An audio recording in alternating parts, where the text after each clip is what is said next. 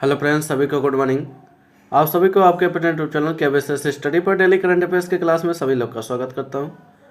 आइए देखते हैं आज की प्रमुख घटनाएं क्या क्या, उसको विस्तार रूप से चर्चा करते हैं।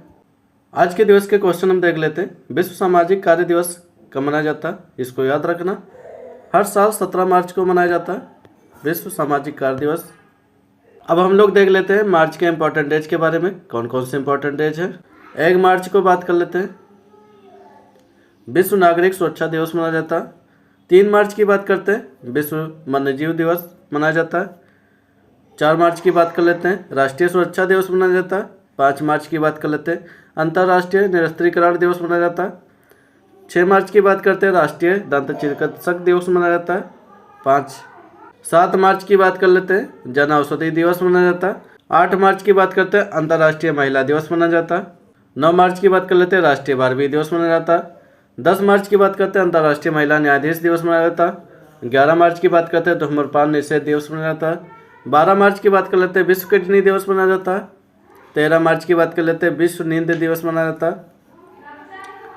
14 मार्च की बात कर लेते हैं, पाई दिवस मनाया जाता है। अगली घटना की बात करते हैं, हाल ही में कुसुमपुर को किस राज्य का पहला स्मार्ट गाँव बनाने की घोषणा की गई है, तो इसको याद रखना।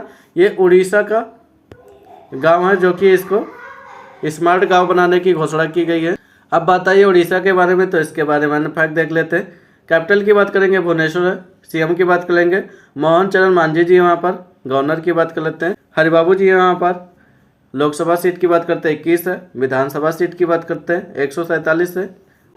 अगली घटना की बात कर लेते हैं, हाल ही में न्यूक्लियो ने भारत के लिए अपना ब्रांड एम्बेसडर किसे नियुक्त किया, तो इसको याद रखना, जसप्रीत बुमराह जी को नियुक्त किया है।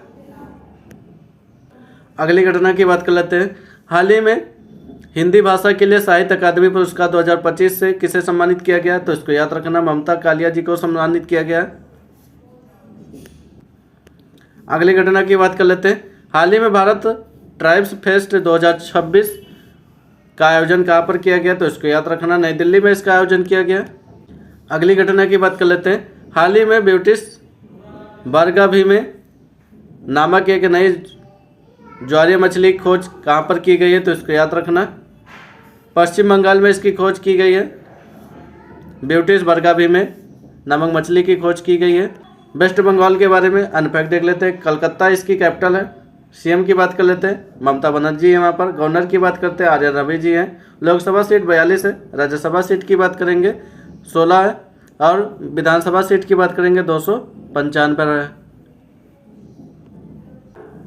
अगली घटना की बात कर लेते हैं, हाल ही में बिमस्टेक युवा पेशेवर विनिमय कार्यक्रम कहाँ पर आयोजन किया गया, तो इसको याद रखना, महाराष्ट्र में इसका आयोजन किया गया है। महाराष्ट्र के बारे में अनफैक्ट देख लेते हैं, कैपिटल की बात करेंगे मुंबई है। सीएम की बात करेंगे देवेंद्र फडणवीस जी हैं वहाँ पर सीएम। कैपिटल की बात करेंगे जिष्णु देव वर्मा जी हैं वहाँ पर। लोकसभा सीट की बात करते हैं 48 है। विधानसभा सीट की बात करते हैं 288 है वहाँ पर। और राज्यसभा सीट की बात करते हैं 19 है। अगली घटना की बात करते हैं, हाल ही में ऑटोमोटिव टायर मैन्युफैक्चरर्स एसोसिएशन का अध्यक्ष किसे नियुक्त किया गया, तो इसको याद रखना, अरुण मामेन को इसे नियुक्त किया गया। बात करते हैं, हाल ही में सी ड्रैगन 2026 अभ्यास किस देश के नेतृत्व में आयोजन किया गया, तो इसको याद रखना, अमेरिका के नेतृत्व में इसका आयोजन किया गया। हाल ही में गौधाम योजना किस राज्य में शुरू किया गया, तो इसको याद रखना, छत्तीसगढ़ में इसका शुरुआत किया गया है। अगली घटना की बात करते हैं, हाल ही में किस देश की टीम के पूर्व कप्तान सरफराज अहमद अंतर्राष्ट्रीय क्रिकेट से संन्यास ले लिए हैं, तो इसको याद रखना, पाकिस्तान के कप्तान थे। अगली घटना की बात करते हैं, हाल ही में पाली उमरीगर पुरस्कार 2026 किसे सम्मानित किया गया, तो इसको याद रखना, सुमन गिल को सम्मानित किया गया है। अगली घटना की बात करते हैं, हाल ही में भारत का दूसरा पूर्ण साक्षर केंद्र शासित प्रदेश कौन बन गया, तो इसको याद रखना, चंडीगढ़ बन गया। तो ये आज की प्रमुख घटनाएं थी जिनको हम विस्तार रूप से चर्चा कर लिए। तो अंत तक वीडियो में बने रहने के लिए आप सबको बहुत बहुत धन्यवाद। थैंक